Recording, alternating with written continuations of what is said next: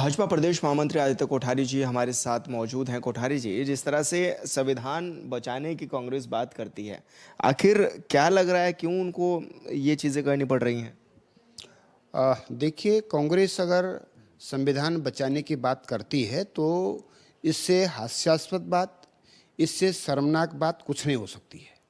क्योंकि कांग्रेस वो पार्टी है जिसने आज़ादी की बात से लेकर के पंडित जवाहरलाल नेहरू जी के समय से लेकर के इंदिरा गांधी, राजीव गांधी, जितने भी उनके केंद्र में प्रधानमंत्री हुए हैं, उन सभी लोगों ने संविधान को छिन्न भिन्न करने का काम, संविधान की हत्या करने का काम किया है। जब से कांग्रेस की सरकार रही है केंद्र में पंडित जवाहरलाल नेहरू जी से लेकर के, तब से 90 बार उन्होंने धारा 356 का दुरुपयोग किया, चुनी हुई राज्य सरकारों को भंग करने का काम किया। जब स्वर्गीय इंदिरा गांधी जी केंद्र में प्रधानमंत्री थी, कांग्रेस की सरकार थी, 42वें और 43वें संविधान संशोधन करके उन्होंने व्यक्ति के जो मूल अधिकार हैं, उन मूल अधिकारों को सीज करने का काम किया इंदिरा गांधी जी ने। और ये निर्णय लिया कि सरकार के निर्णय को किसी भी न्यायालय में चुनौती नहीं दी जा सकती है।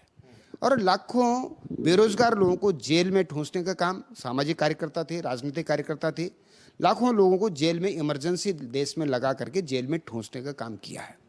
और हाईकोर्ट के द्वारा इंदिरा गांधी जी के निर्वाचन को निरस्त किया गया।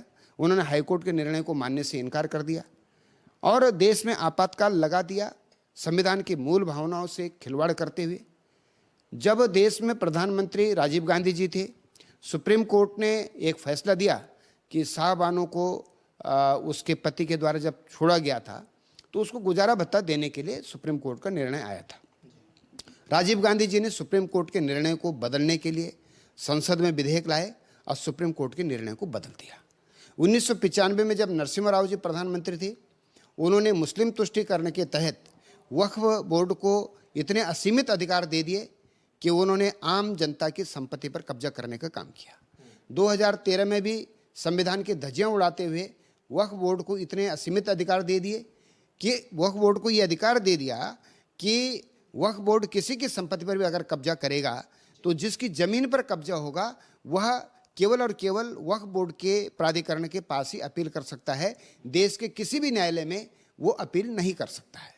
इस प्रकार के काम करने वाले कांग्रेस पार्टी आज अगर जो है संविधान की किताब हाथ में ले लेकर घूमे और कहे कि हम संविधान बचा रहे हैं, तो जिन लोगों ने संविधान की धज्जियां उड़ाने का काम किया, संविधान की मूल भावना से खिलवाड़ करने का काम किया, वो अगर ये बात कहें कि हम संविधान बचाने जा रहे हैं, वो अगर सड़कों पर रैलियां निकालेंगे, प्रदर्शन करेंगे, तो ये हास्यास्पद है, ये बहुत ही शर्मनाक है। अच्छा, जाति जनगणना की बात हो रही है और लगातार पक्ष विपक्ष आमने सामने होता हुआ नजर आ रहा है, क्या इसके पीछे की वजह देख रहे हैं आप? देखिए, देश में जब ब्रिटिश काल था तो उस समय 1931 तक जातिगत जनगणना हुआ करती थी। कांग्रेस के समय में भी एक बार जातिगत जनगणना हुई थी, लेकिन सरकार ने उसके आंकड़े प्रकाशित नहीं किए। हमारा मानना है कि जो विकास है वो जनता में जो गरीब और पिछड़ा है उस तक विकास पहुंचना चाहिए, उस तक देश का हिस्सेदारी उस तक पहुंचनी चाहिए।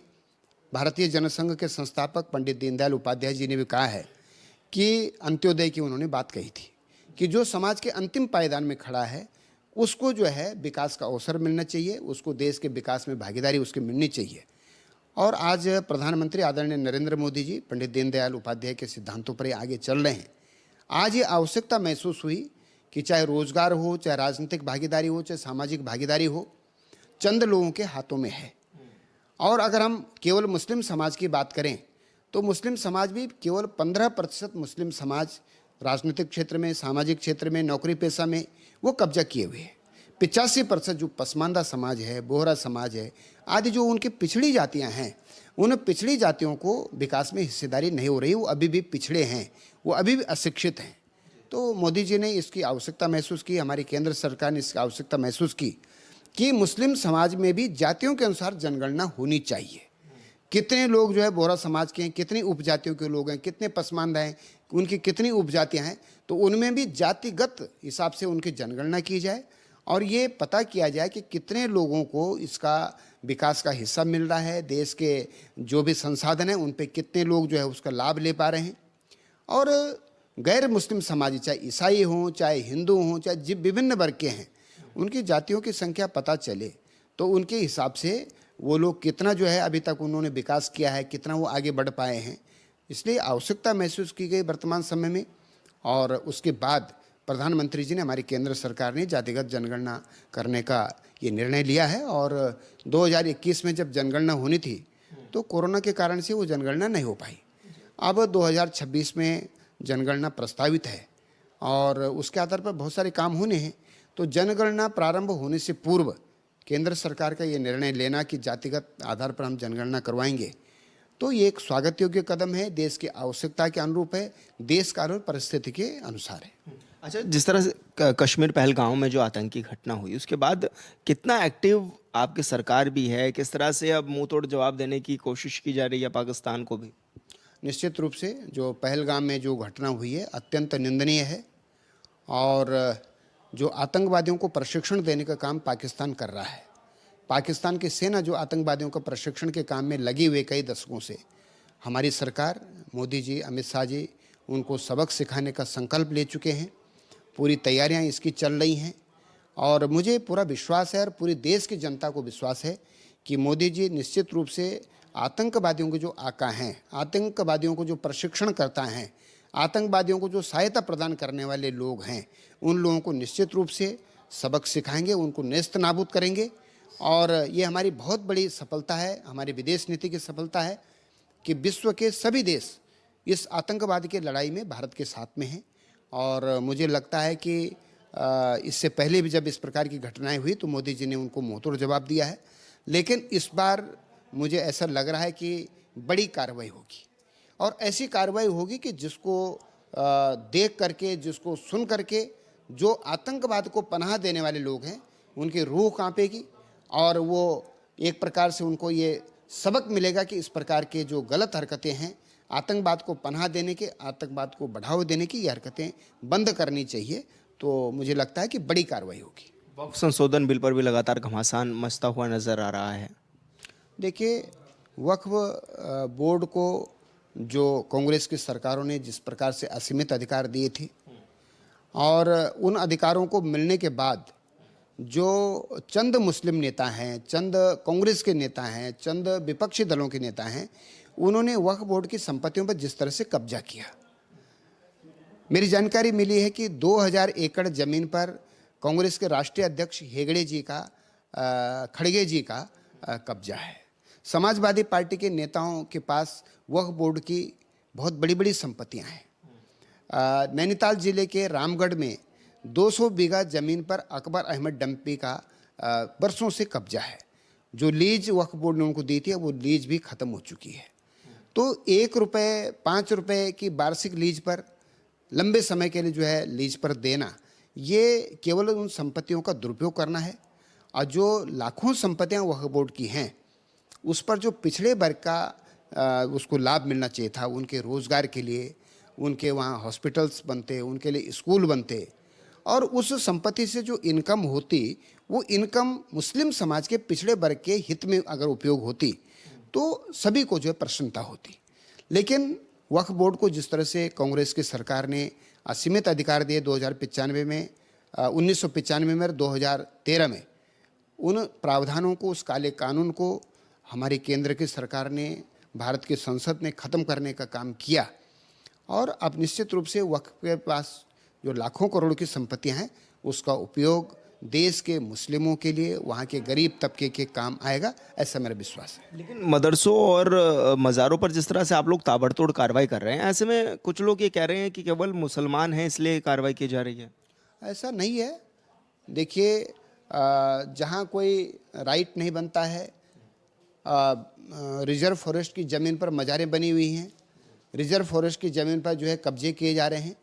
हमारी उत्तराखंड की सरकार ने 4000 से अधिक हेक्टेयर ज़मीन पर कब्जे छुड़वाए हैं, और कई मदरसों, उनको मज़ारों को जो हटाने का काम किया है। निश्चित रूप से ये आवश्यक भी था। जहाँ पर भी देखते हैं ज़मीन खाली, वहीं पर जो है चादर बिछा दी, तो ये भी नीति उत्तराखंड की देवभूमि के लिए ठीक नहीं है। जहाँ तक मदरसों का सवाल है, तो मदरसे अगर चल रहे हैं तो उनका पंजीकरण कराने में दिक्कत क्या है, कहाँ परेशानी आ रही है? उसके पंजीकरण की व्यवस्था सरकार ने विधिवत रूप से की है। मदरसों को संचालक जो हैं वो उसके मानक पूरे करें, उनको ये एक नियम के अनुसार चलाएं, तो इसमें कोई दिक्कत नहीं है। पंजीकरण कराना ही चाहिए। जो अवैध रूप से चल रहे हैं, बिना पंजीकरण के चल रहे हैं, उनको बंद करने की जिम्मेदारी भी सरकार की है। अच्छा भाई साहब, क्योंकि चारधाम यात्रा भी गतिमान है राज्य में और बड़ी संख्या में श्रद्धालु पहुंच भी रहे हैं, इस बार की व्यवस्थाओं की बात करें तो किस तरह की व्यवस्थाएं भी आप दे रहे हैं, सरकार किस तरह से की व्यवस्था कर रही है? क्योंकि पिछली बार कई बार देखने में आया कि व्यवस्थाएं चरमराई थी। सरकार ने पूरी तैयारियां इसके लिए की हैं। चारधाम यात्राओं की तैयारी के लिए प्रशासन लंबे समय से लगा हुआ है और विगत वर्षों के जो अनुभव रहे हैं उसमें जो कमियां आई हैं, जो अव्यवस्थाएं हुई हैं, उससे सबक लेकर के उस अनुभव के आधार पर इस बार मेरी जानकारी में है कि काफ़ी अच्छी व्यवस्थाएं की जा रही हैं।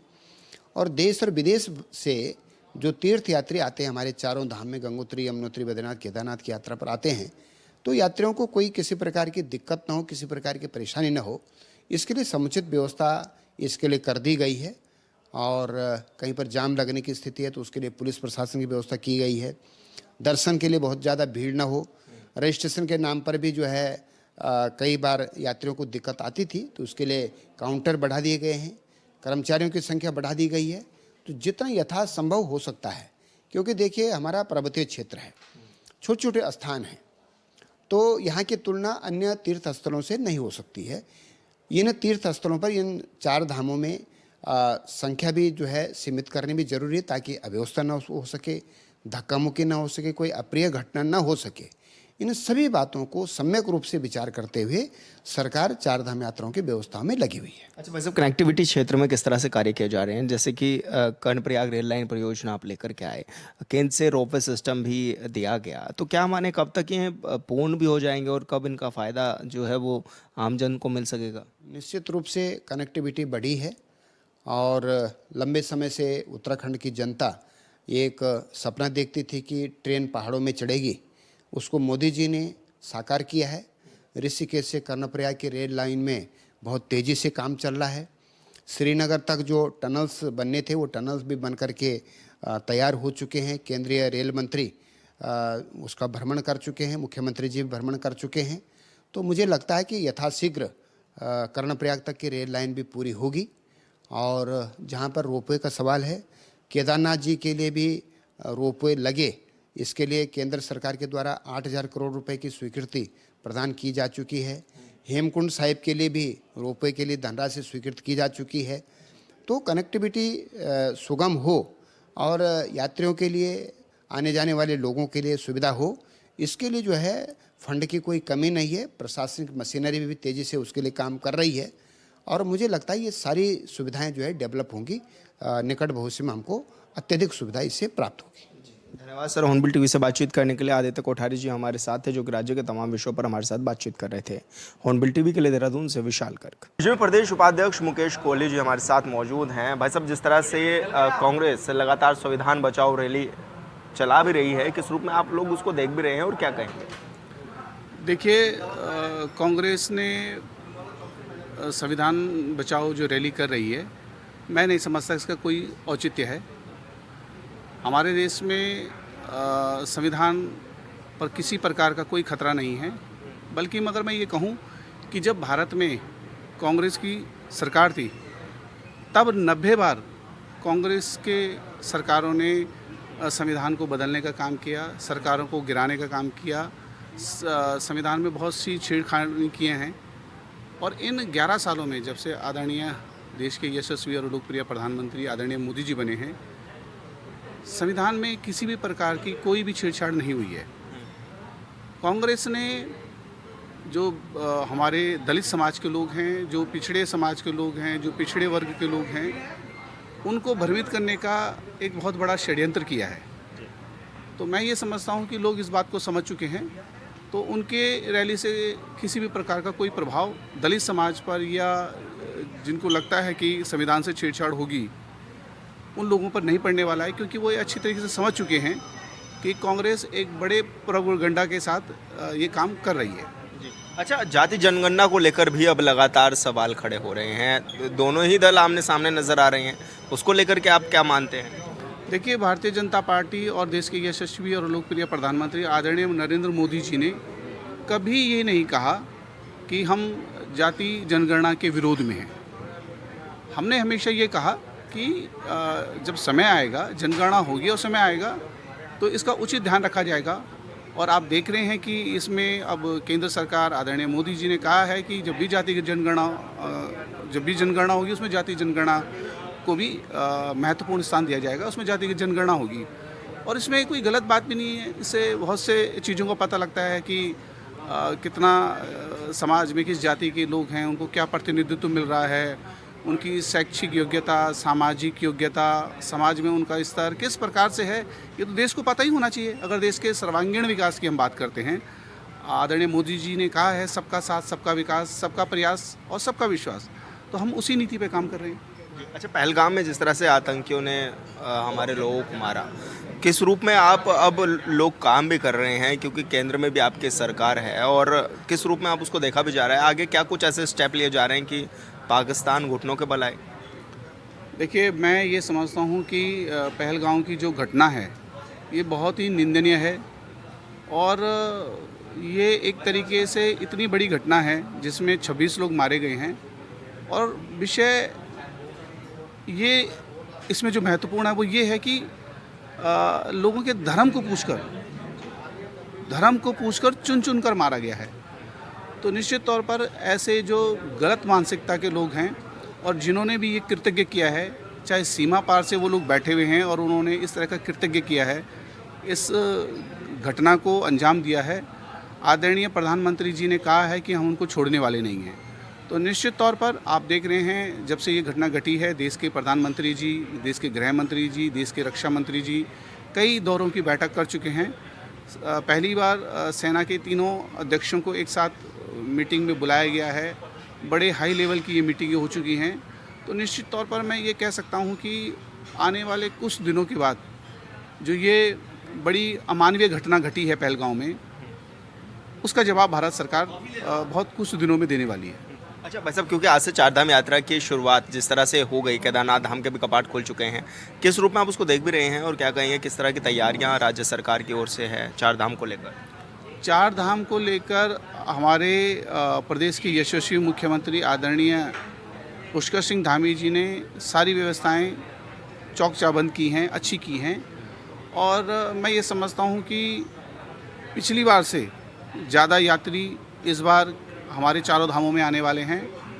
मैं ये समझता हूं कि लोगों को कोई असुविधा ना हो, इसलिए हर प्रकार से हर चीज़ का हम लोगों ने ध्यान रखा है, चाहे उनका स्वास्थ्य से संबंधित हो, चाहे परिवहन से संबंधित हो, चाहे उनकी आवागमन से संबंधित हो, चाहे उनकी रहने की उचित व्यवस्था हो, चाहे उनके लिए खान पान की व्यवस्था हो, चाहे डॉक्टरों का हो। हर प्रकार से यात्रियों को कोई असुविधा ना हो यात्रा करते समय, और केदारनाथ बाबा के वो आराम से दर्शन कर सके, चारों धामों की यात्रा का वो लुत्फ़ उठा सके, आनंद ले सके, श्रद्धापूर्वक जिस भाव से वो आ रहे हैं उसी भाव से वो सुरक्षित अपने गंतव्य स्थान तक पहुँचे। ये हमारे लिए एक बड़ा चैलेंज है और मैं समझता हूँ कि इसके लिए सरकार ने पूरी तरीके से कमर कसी है। क्योंकि भाई साहब कनेक्टिविटी क्षेत्र में भी काफ़ी काम किए जा रहे हैं। देखा जा रहा है कि जैसे कर्णप्रयाग रेल परियोजना केंद्र सरकार की ओर से दी गई, रोपवे सिस्टम लागू करा रहे हैं। कब तक ये योजनाएं पूरी हो जाएंगी और कितना फ़ायदा अब इन योजनाओं का मानते हैं उत्तराखंड में? देखिए, हमारे देश के यशस्वी प्रधानमंत्री आदरणीय मोदी जी ने कहा है, उत्तराखंड में आके कहा है कि जो अगला दशक है वो उत्तराखंड का दशक है। तो निश्चित तौर पर उत्तराखंड में धार्मिक पर्यटन जब बढ़ेगा तो यहाँ की जो लोगों की आर्थिकी है वो संपन्नता होगी, लोग संपन्न होंगे। तो इसके लिए बहुत ज़रूरी है कि लोगों को सुविधा मिले, और उसी सुविधा के संदर्भ में जो रेल की कनेक्टिविटी है, जो रोपवे की कनेक्टिविटी है, उसको सुदृढ़ किया जा रहा है, मजबूत किया जा रहा है, सुगम बनाया जा रहा है।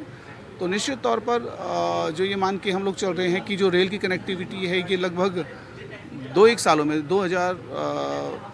मुझे लगता है कि 26 के अंत तक हम लोग कर्णप्रयाग तक आराम से ट्रेन में चले जाएंगे, रेल में चले जाएंगे। तो और रोपवे का काम अब शुरू होने वाला है, तो निश्चित तौर पर जल्द ही उस काम को भी हम लोग अंजाम देने वाले हैं। आने वाले समय में जो यात्री हैं, जो श्रद्धा भाव लेकर इन चार धामों की यात्रा कर रहे हैं, उनको श्रद्धा भाव के साथ साथ आनंद भी आए। वो उत्तराखंड की जो प्राकृतिक छटा है, घटा है, जो प्राकृतिक सौंदर्य है, उसका भी लुत्फ़ उठाएं। इसके लिए भी सरकार जो है कटिबद्ध है। अच्छा, जिस तरह से दिल्ली देहरादून आप एक्सप्रेसवे बना भी रहे हैं और ये भी कहा जा रहा है कि 2.5 घंटे में लोग दिल्ली से देहरादून और देहरादून से दिल्ली पहुंच सकेंगे, लेकिन भाई साहब कब तक हम माने कि इसको कंप्लीट कर लिया जाएगा? और दूसरा, क्योंकि सबसे बड़ी समस्या यहाँ पर ट्रैफिक की है, बड़ी संख्या में ट्रैफिक आ तो जाता है लेकिन देहरादून में नहीं संभल पाता या फिर अन्य पहाड़ी क्षेत्रों पर नहीं संभल पाता। उसके लिए क्या कुछ व्यवस्थाएँ करा रहे हैं आप लोग? देखिए, जो ट्रैफिक चार धाम में बढ़ जाता है, उसके लिए भिन्न भिन्न जगहों पे पार्किंग की व्यवस्था की गई है। लोगों को एक ही स्थान पे ना जाकर अलग अलग छोटे छोटे स्थानों पर वो लोग रुकें, उसकी भी हम लोगों ने व्यवस्था की है। हाईवे की जो बात की है आपने, दिल्ली देहरादून एक्सप्रेस हाईवे की जो बात की है, निश्चित तौर पर उसका काम लगभग अपने अंतिम चरण में है और मैं ये समझता हूँ कि इसी साल 2025 में सरकार इसको खोल देगी, ऐसा मुझे पूर्ण विश्वास है। अच्छा भाई साहब, क्योंकि लगातार विपक्ष होने के नाते भी कांग्रेस भी लगातार सवाल खड़े करती आई है, चाहे वो बीजेपी की कार्यशैली पर हो, सरकार की मंशा पर हो, क्योंकि लगातार 3 सालों के कार्यकाल धामी सरकार ने पूरे किए, लेकिन बावजूद उसके वो कहते हैं कि विकास कार्य कुछ नहीं किए, केवल लोगों को भिड़ाने का काम किया गया है। देखिए, कांग्रेस का जो काम है वो इसी प्रकार से जनता को बरगलाने का है। भारतीय जनता पार्टी कटिबद्ध है और हम जनता के बीच जब भी गए हैं, हमने हमेशा विकास के नाम पे वोट मांगा है। कांग्रेस पार्टी जाति के नाम पे, धर्म के नाम पे, क्षेत्र के नाम पे, समाज के नाम पे वोट मांगती है और भारतीय जनता पार्टी जो है विकास के नाम पे वोट मांगती है। आप देख लीजिए, जब ND तिवारी जी की सरकार थी तो तब कितना उन लोगों ने लाल बत्तियाँ बांटी, किस प्रकार से अपने चहेते लोगों को उन्होंने जो है कि राज्य मंत्री बनाया। तो इसके विपरीत भारतीय जनता पार्टी जो है डेवलपमेंट के ऊपर काम कर रही है। तो कांग्रेस को कुछ ना कुछ बोलना है, इसीलिए उनके पास कोई ऐसा मुद्दा है नहीं। भारतीय जनता पार्टी डेवलपमेंट कर रही है। आप देख सकते हैं कि हमारे इसमें 1 लाख करोड़ बजट का हमने पेश किया है, तो ये विकास को दर्शाता है कि किस प्रकार से हमने जो है कि उत्तराखंड के विकास के लिए हम लोग कटिबद्ध हैं। बस अब वन क्षेत्रों में अग्नि की घटनाएं अक्सर देखी जाती हैं और अब गर्मी का भी सीज़न है, फायर सीज़न भी शुरू हो गया है। किस रूप में आप उसको देख भी रहे हैं और कितना गंभीर है हम लोग कि वनों को अग्नि से बचाया जा सके? देखिए, पिछली घटनाओं का हमने आधार लिया है। पिछली घटनाओं से हमने ये एक तरीके से हम कह सकते हैं कि एक सबक ही कह सकता हूँ मैं कि लिया है कि किस प्रकार से हम लोग जो है, जो अग्नि हो रही है जंगलों में, उसको किस प्रकार से रोका जाए। इसके लिए जो भी संबंधित महकमे हैं उन सबको उचित निर्देश दिया गया है और बड़े हाई लेवल पर इसमें 1-2 बार मीटिंग भी हो चुकी है। तो निश्चित तौर पर जो लोग जंगल में आग लगाते हैं, चाहे वो कोई भी लोग हों, चाहे वो गांव के लोग हैं, चाहे वो शरारती तत्व हैं, चाहे वो गलत लोग हैं, निश्चित तौर पर सरकार ने उनके प्रति जो है कड़ी कार्रवाई का आश्वासन दिया है और अगर ऐसा कोई पकड़ा जाता है तो सरकार उसके ऊपर बहुत बड़ी कार्रवाई करेगी। मदरसों पर भी आप लोग ताबड़तोड़ कार्रवाई कर रहे हैं, वो भी देखने में नज़र आ रहा है, लेकिन कांग्रेस उससे संतुष्ट भी नहीं है और कह रही है कि केवल मुसलमान होना आज के समय में कार्रवाई काफ़ी है। देखिए, कोई भी चीज़ अगर अवैध है तो उस पर कार्रवाई होनी चाहिए और निश्चित तौर पर अवैध जो मदरसे हैं उन्हीं पर कार्रवाई हो रही है, नहीं तो उसके लिए कोर्ट है। अगर सरकार कोई चीज़ गलत करती है तो आदमी कोर्ट में जाता है। तो निश्चित तौर पर सरकार जो कार्रवाई कर रही है वो केवल अवैध मदरसों पे ही कर रही है। तो विपक्ष को तो कुछ ना कुछ बोलना है, इसलिए वो इन बातों को बोलते हैं। हरीश रावत क्योंकि अक्सर ये कहते हैं कि बीजेपी गलत प्रचार मेरे नाम से करती है, कभी जब चुनाव आते हैं तो मुस्लिम यूनिवर्सिटी के मुद्दा उठा देती है, कभी कहती है कि जुम्मे की छुट्टी हमने कर दी, इस तरह के मुद्दे उठाती है। हालांकि हाल फिलहाल में वो मंदिरों में भी गए थे आपके नाम की अर्जी लगाने की, बीजेपी की सरकार ने गलत प्रचार किया मेरे नाम से। देखिए, जब कहीं आग लगती है तो धुआं भी वहीं उठता है। भारतीय जनता पार्टी को कोई आवश्यकता नहीं है किसी का नाम लेके कोई प्रचार करना या किसी के नाम को लेके कोई बात कहना। उस समय पर उन्होंने उस चीज़ को कहा और जब उनको ये महसूस हुआ कि ये बात गलत हो गई है तो वो भारतीय जनता पार्टी पे आरोप लगाने लग गए कि मेरे नाम से गलत प्रचार कर रहे हैं। भारतीय जनता पार्टी को कोई आवश्यकता नहीं है किसी का नाम लेके प्रचार करने की। हमारी जो नीति है वो डेवलपमेंट की है, विकास की है। हम विकास के नाम पे ही वोट मांगते हैं। धन्यवाद सर। हॉर्नबिल टीवी से बातचीत करने के लिए मुकेश कोहली जी हमारे साथ है, जो कि राज्य के तमाम विषयों पर हमारे साथ बातचीत कर रहे थे। हॉर्नबिल टीवी के लिए देहरादून से विशाल कर।